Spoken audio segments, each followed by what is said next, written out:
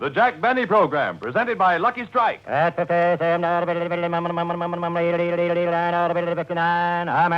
LSMFT. Lucky Strike means fine tobacco. Here's what independent tobacco experts say about the fine tobacco bought year after year by the makers of Lucky Strike. Quality tobacco. Fine, ripe smoking leaf that makes a smooth, mild smoke. Lucian Purdom, 35 years a tobacco auctioneer, said that. Fine, mellow tobacco you can't beat for top smoking quality. Smoked like as myself for 19 years. Fred Evans, independent tobacco buyer, said that. Season after season, at market after market, independent tobacco experts like Mr. Purdom and Mr. Evans can see the makers of Lucky Strike buy that fine, that light, that naturally mild tobacco. So for your own real deep-down smoking enjoyment, remember, LSMFT. Lucky Strike means fine tobacco. So smoke that smoke of fine tobacco, Lucky Strike. So round, so firm, so fully packed, so free and easy on the draw.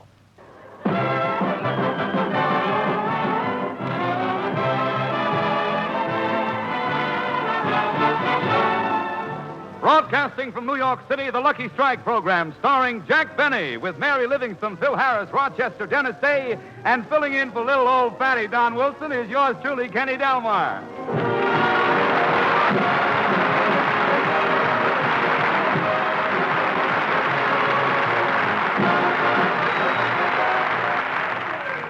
Ladies and gentlemen, it has often been said that it takes brains to make money. I don't want to start an argument, but here's the star of our show, Jack Benny.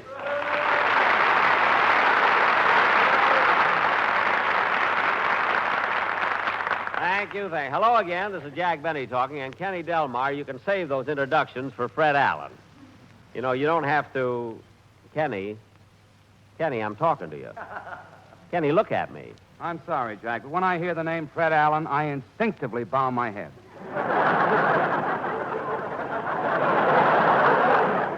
Well, Kenny, if you bow your head low enough, you might see his hooper. Imagine making people bow to him. Of course, I haven't been in New York a long time. Well, Jack, the last time you were in New York and you met Fred Allen, you bowed. Kenny, I wasn't bowing. I just couldn't look at that face. What a homely guy. I've never seen a guy. Oh, now, wait a minute, Jack. Fred isn't so homely. He isn't, eh? Allen's face has so many wrinkles, when he gets a shave, the barber has to use a bookmark. The only time Allen's face isn't out of place is during the baseball season. The baseball season? Yeah, with those bags under his eyes, his nose looks like it's caught between second and third. And the rest of them should be sent to the showers. Believe me. Well, Jack, I didn't want to mention this, but since you're talking about Allen, I think it's only fair that I tell you something. What? Well, Fred said that you've got so much money that you have no more places to keep it. Uh-huh. So any money you make from now on, you're going to have melted down and shot into your arm.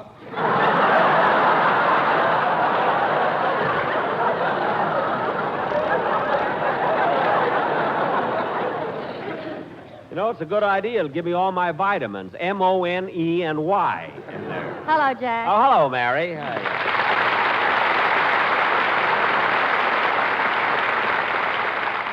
Mary, I haven't seen you since we got off the train. Where have you been? Well, I went right from the station to New Jersey to visit my mother. Your mother, eh? Well, how is the duck-billed platypus of Plainfield? Jack, please. I don't know. They told me that's a local joke here, is it? Everybody told me if I say it, they'll scream at it. Mama doesn't look like that. I'm sorry, May. Maybe if she went to a beauty parlor, she could, you know. How's your sister, Babe?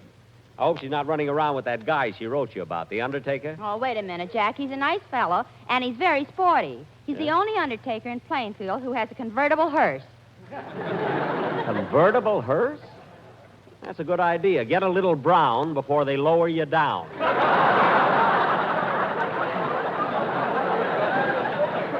Your sister really picks him, doesn't she? Yeah, but Babe is thinking of giving him up because he's always got his mind on his work. What do you mean, kid? Well, one day she went riding with him without her makeup on, and he drove her straight to the cemetery. Yeah, I bet Babe was frightened, wasn't he? You're not kidding. He almost finished the eulogy before she punched him in the nose. Well, why didn't she stop him sooner? Those are the first nice things he ever said about her. Oh, I see. Well, is Babe still in Plainfield? Oh, no. She came back to New York with me. In fact, she's sitting in the audience right now. Where? Right in the third row. The girl with the marble hat. Oh, yes. Look at what it says. Babe Livingston, please keep off the grass. Oh, by the way, Mary, I want you to meet Kenny Delmar. He's our announcer today. Kenny Delmar? Why, Jack, you took him right off the Fred Allen show. No, Mary, not right off the Allen show. I sprayed him first.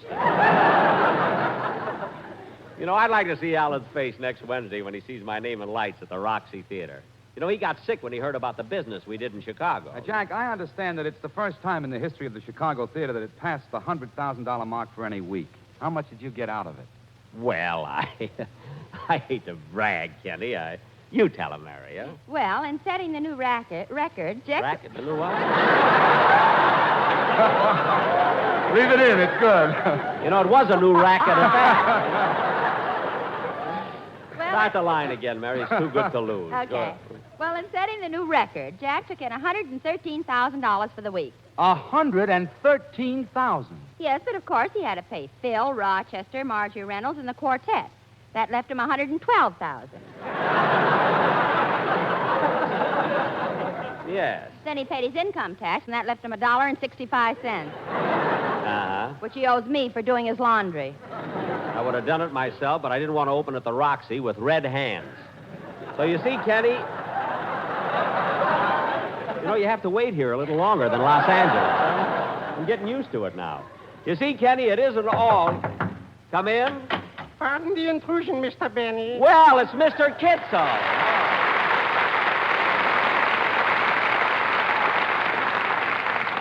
Hey, Mr. Kitzel, are you having fun here in New York? Well, where have you been? No place. You mean you're just staying in your hotel room? Who lives in hotel rooms? When I come to New York, I live with my aunt. Your aunt? Yes, Pansy Nussbaum. Oh, Mrs. Nussbaum. She lives in Anelli, and what neighbor she's got.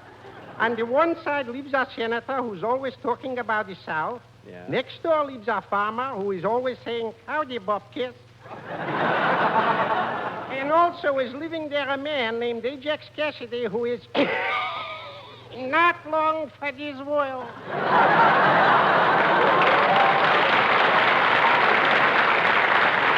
I hope you're comfortable at Mrs. Nussbaum. Yes, but next week, Pansy's mother is coming to live with her, so I'm moving to the YMCA. The YMCA? Yanko Mendelbaum's Chateau Amour. Oh, well, Mr. Kitzel, I hope you're enjoying your visit here. Oh, thank you, I am. And next week, I'm going to see your show when you open by the Roxy Theater.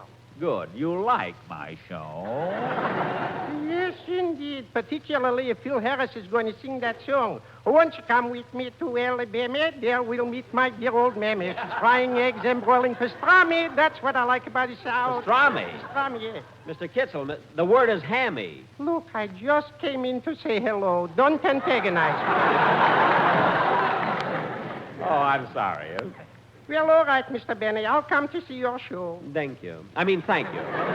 Got me doing it now. Goodbye, Mr. Kitzel. Goodbye.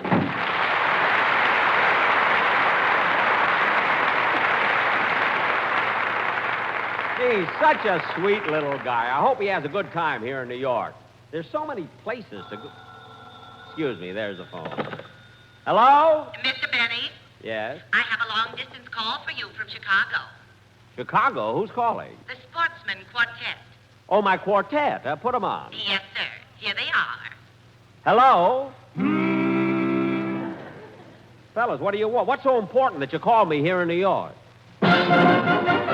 Give my regards to Broadway. Remember me to Effie Boone. Tell all the gang at 42nd Street that we will be there soon. You will be here soon. And when you go to Lindy's, please try and save a seat for me. For you. So tell everyone on Old Broadway to light an LSMFT. Believe me, we want to ride the subway. So round, so firm, so fully packed. Around and form and fully We'd packed. like to drive through Central Park and smoke a Lucky in a hack. A lucky in the Head hat. to Columbus Circle, and on a soapbox we will be, shouting the praises of that cigarette. It's LSMFT. Gentlemen, your 3 minutes are out. now. my regards to Boys, your time's up. Remember Fellows, you'll have to hang up now.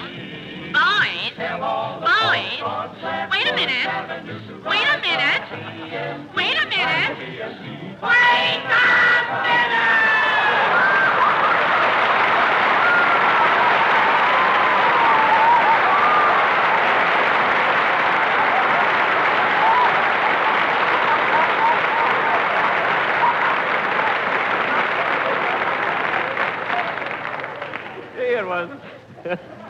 It was nice of my quartet to call me from Chicago. I wonder how they got that piano in the phone booth. They must have... Okay, folks, you can wipe off that frown, because here comes Harris, the toast of the town.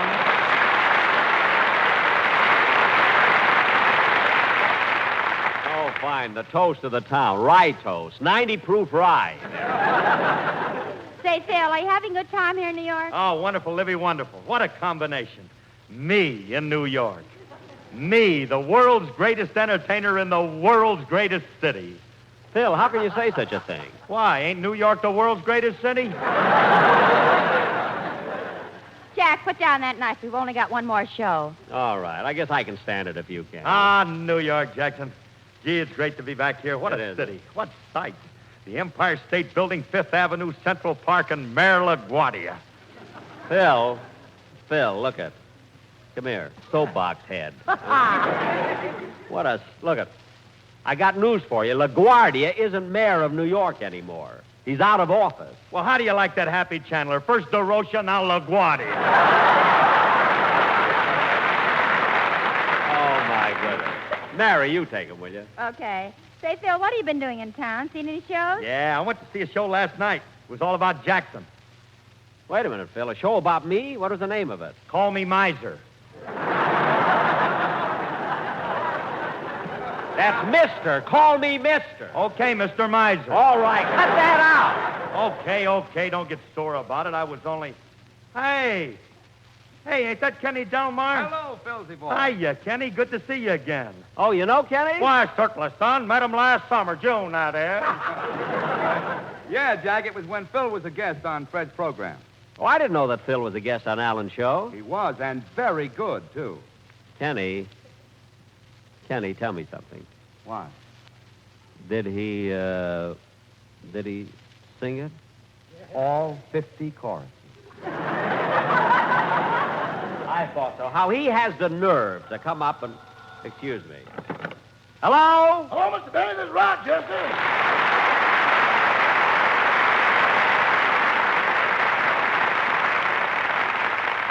Rochester, where have you been? I expected you to call me yesterday from Grand Central Station. I got off at 125th Street. 125th Street? Well, you were certainly anxious to get to Harlem. Anxious, I start dragging 1 foot at Albany. But, Rochester, how could you get off? The train doesn't stop at 125th Street. I found that out, so I pulled the emergency cord. The emergency cord. Did that stop the train fast? Did it? The diner came into Grand Central Station piggyback. Oh, stop that. Why is it every time we go to New York, you rush to Harlem? Well, I had to go there yesterday. It was a big holiday. Everybody was drinking toast to each other and throwing confetti out the window and dancing in the street. Gee, what holiday was it? Boys, we were having so much fun we forgot to name it. That's what I thought. Well, look, Rochester, we can't talk anymore because I got to do my show. Okay, goodbye. Goodbye. Oh, say, Rochester. Yes, sir. I got some work for you to do tomorrow. I can't tomorrow. There's another holiday coming up. Never mind that now. I want you to go over to my hotel and press my gray suit. I'm going to wear it Wednesday when I open at the Roxy. But, boss, that gray suit doesn't give enough contract with your golden curly locks. Well, Rochester, what can I do? I don't have any other suit. I know, but you've got other hair. Not anymore. Chicago was windier than I thought. I'll see you at my hotel. Goodbye. Goodbye. Oh, say, boss, happy birthday. It's not my birthday. It's too late now. My friends are drinking to it. Oh, hang up. Goodbye.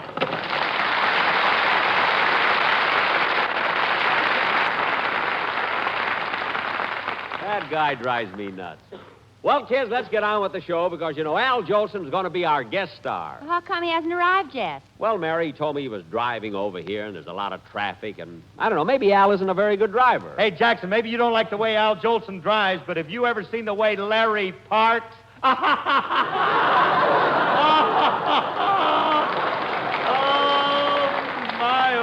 Oh, Harris, you may not be Guy Lombardo, but you're the sweetest thing this side of heaven. Isn't that awful? That was my last line, Mother. You can turn it off now. Phil, come back here. If you miss another one, it's going to be your last line. Imagine telling your mother to turn off the radio. That's terrible. Don't you worry, Jackson. Mom knows enough to turn it back on for the Fitch bandwagon. Oh, brother. Now I've heard everything. You ain't heard nothing yet. Why, it's Al! Al Jolson!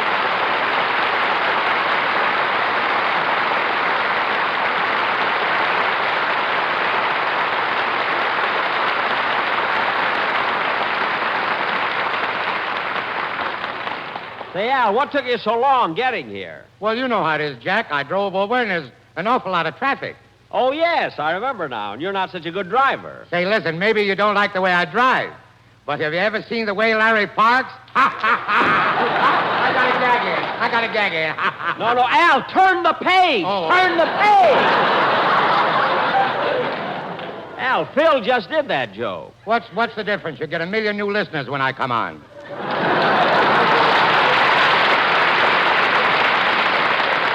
I know, Al, I know. That's why it's nice having you on my show. Well, it's nice being with you, Jack. But, gee, Al, you've been making so many guest star appearances.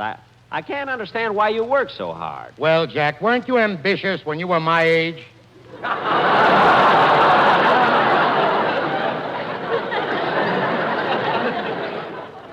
Your age? Yeah. How old are you? 38. Gee, we all seem to get stuck there.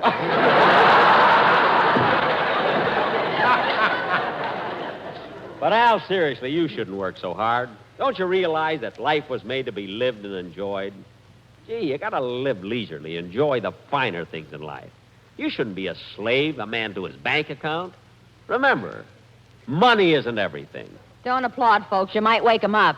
Mary. Well, hello, you. Al, this is Mary Livingston. Hello, Al. Mary. What a beautiful name. And what a beautiful girl to go with it. Oh, Al. I didn't think you were still interested in girls. Listen, honey, baby. Let me tell you something. A man never gets too old to be interested in girls. Say, that's the best news I've heard today. Phil, please. Huh? Wait a minute. Aren't you Phil Harris? Yes, sir. That's me. How do you like that? He admits it yet. Nothing bothers him. Now, Mary, Phil, please sit down. You know, Al, it's hard to think of any two fellows in show business who have as much in common as we two.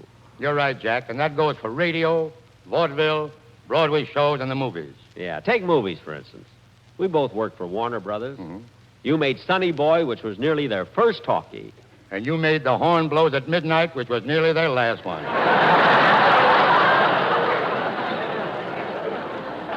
You like that, didn't you? Huh? Yeah, Jack, I mean, I apologize. I mean, it was one of the more recent ones. No, I mean. Yeah. Well, look, it's amazing, though, Al, how our careers are so closely associated. I think so. I mean, few people realize that you were the very first man to encourage me and help me up the ladder of success. I remember it clearly. It was in 1922. 1922. I wasn't working. You were a big-time star. And you met me and you slapped me on the back and said, son, don't worry, you'll make good. And then you gave me $1 to get a meal. That was 25 years ago. How about giving it back?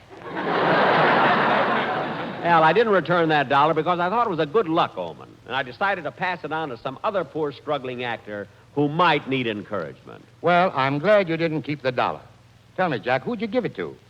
Well, first I had my eye on a nice young kid named Eddie Cantor. Now, he was very talented. Look, I just came here to sing. Don't antagonize me. Oh. So he gave the $1 to Eddie Cantor. Well, you see, at that time, Eddie Cantor was engaged to marry a girl named Ida. But by the time I decided to give him the $1... He had a wife and 5 kids. I don't know. Only 3. All right, Jack. Who did you finally give the dollar to? Well, you've heard of Bing Crosby, haven't you? Heard of him. We go around together on the same turntables. Oh, yes. Yes. Anyway, well, what happened with Crosby? Well, I noticed he looked hungry, so I walked up to him, slapped him on the back, and said, "Kid, how about $1?" And he gave it to me. Anyway, Al, I didn't know where to turn next. But, Jack, there were other struggling youngsters who could have used that lucky dollar. Fellas like Danny Kaye, Bob Hope, Ronald Coleman, Hugo Carmichael, Jimmy Durante, Darryl Zanuck, Clark Gable, and Menashe Shkolnick. Menashe Shkolnick? Yeah, he's a star of Finkelstein's Rainbow. You know that show. Yeah. Well, anyway, all those actors seemed to struggle to the top without my help. And so Yeah. against my finer instincts, I kept your lucky dollar. And now it'll always be with me. I know. You had it melted down and shot in your arm. Yeah. Well, Al is getting on towards the end of the program, and I was wondering, well, perhaps you'd like to sing a song. You know, folks, this kid doesn't listen to radio much. Well, then you would like to sing, huh? Well, certainly. That's why I brought my music over. Here, look at it. Well, this is a swell song. Come on, Al, let's hear it. Okay, but who'll accompany me? Phil Harris's orchestra. Give me back my music. What? Hey, wait a minute, Jolie. I heard that remark, and I don't like anyone casting aspirins at my band. That's aspersions. For his band, it's aspirins. I've heard of. Oh, yeah? Hey, listen, what's wrong with my band? What's wrong? Hoo, hoo, hoo, hoo.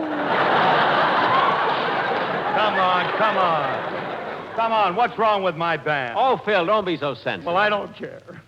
Everyone who comes on this program has to insult my band, and I'm not going to stand for it anymore. I won't. Alice, I won't. I'm just not going to stand for it anymore. Gee, Al, I don't look, have Al. to stand for it. Al, you've hurt Phil's feelings. Say something nice to him. Something nice? Yeah. Bourbon. Thanks, pal.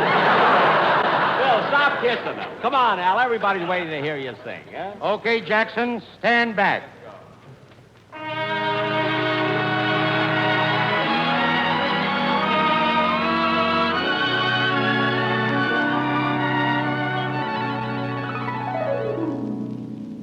Oh, April showers may come your way. They bring the flowers that bloom in May. And if it's raining, have no regrets, because it isn't raining. Rain, you know, it's raining violets. And where you see clouds upon the hills, you soon will see crowds of daffodils. So keep on looking for a bluebird and listening for its song. Whenever April showers come along.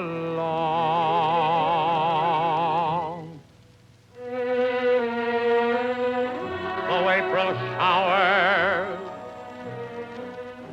may come your way. They bring the flowers that bloom in May. So if it's raining, have no regrets, because it isn't raining. Rain, you know, it's raining violets. And when you see clouds on the hills, look, they're not clouds, no, they're crowds of daffodils. So keep on looking for a bluebird and listening for its song.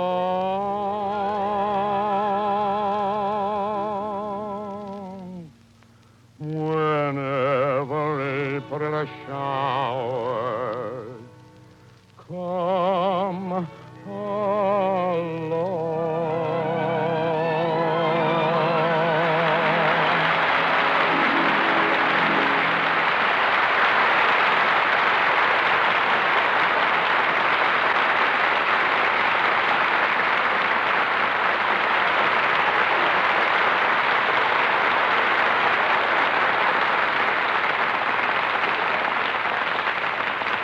Al, that was one. Let's throw the script away and have another song. Okay, Jack. What do you want? You made me love you. I always did. You did? Well, let's have it. Hit it, boys. Hit it. Take it.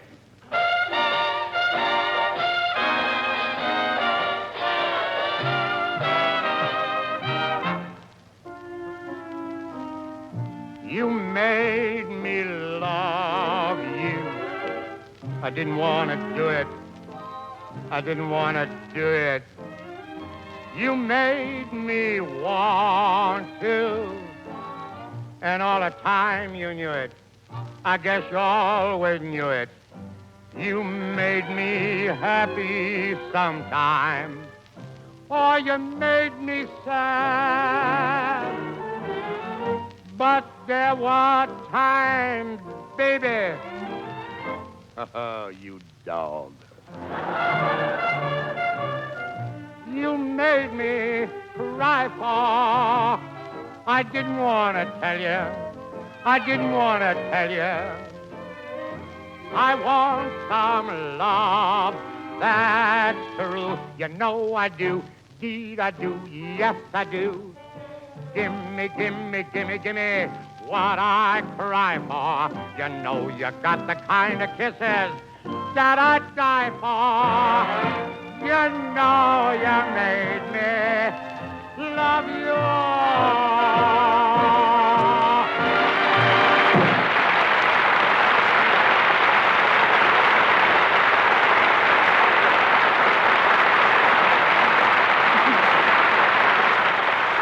Ladies and gentlemen, I just want to say a few words in behalf of the United States Coast Guard, which is again accepting men between the ages of 17 and 25, or veterans up to 35. Many opportunities are available in the technical fields of electronics and aviation. So if any of you men are interested, call your nearest Coast Guard recruiting officer. He's listed in the directory on the U.S. Government Treasury Department. Thank you. Jack will be back in just a minute, but first, here is Basil Rysdale.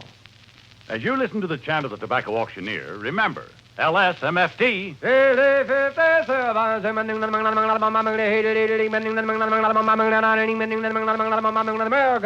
Lucky Strike means fine tobacco. And in a cigarette, it's the tobacco that counts. Mr. James Walker of Durham, North Carolina, has been an independent tobacco buyer for 27 years. A veteran of thousands of tobacco auctions, he said, season after season, I've seen the makers of Lucky Strike buy fine, ripe, fragrant tobacco. So it's only common sense for me to pick Lucky's. Smoked them for 17 years. Friends, independent tobacco experts like Mr. Walker speak from experience, for they can see the makers of Lucky Strike consistently select and buy that fine, that light, that naturally mild tobacco. fine, light, naturally mild tobacco. Real Lucky Strike tobacco. LSMFT. Lucky Strike means fine tobacco. No doubt about it. LSMFT. Lucky Strike means fine tobacco. And fine tobacco means real deep down smoking enjoyment for you. So smoke that smoke of fine tobacco, Lucky Strike. So round, so firm, so fully packed, so free and easy on the draw. Ladies and gentlemen, I want to thank Kenny Delmar and Al Jolson for appearing on my program tonight. Al, you sang great, and thanks very much. Thanks, Jack, but how about my check? Look, you just came over to sing. Don't antagonize me, you know? Ladies and gentlemen, on Wednesday, we'll be opening at the Roxy Theater here in New York. Next Sunday will be our last broadcast of the season, when Dennis Day will be back with us, and our guest star will be America's greatest pause for station identification, Fred Allen. Say, Jolie, will you excuse me a minute? I promised I'd drop in next door on the Phil Harris program. They might need me over there. Jack, they need you like a moose needs a hat rack. Hey, you heard that on my program. No, some fella named Norman Krasner told it to me. Oh, yes, he loves it. Good night. Good night, Jack. This is NBC, the National Broadcasting Company.